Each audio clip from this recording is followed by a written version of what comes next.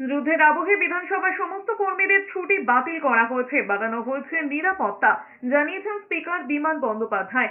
Operation সিঁদুরে পাল্টা প্রত্যাঘাতের পথে হেঁটেছে পাকিস্তান, পাল্টা জবাব দিচ্ছে ভারতও।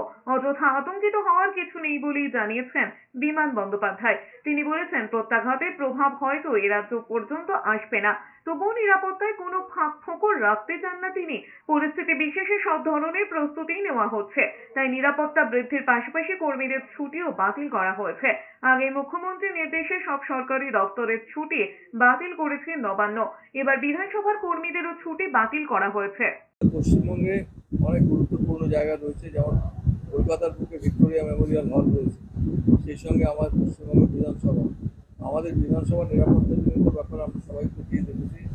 আজকে আমাদের সেক্রেটারিয়েটের যারা দায়িত্বে রয়েছেন সবার ছুটি বাতিল হয়েছে।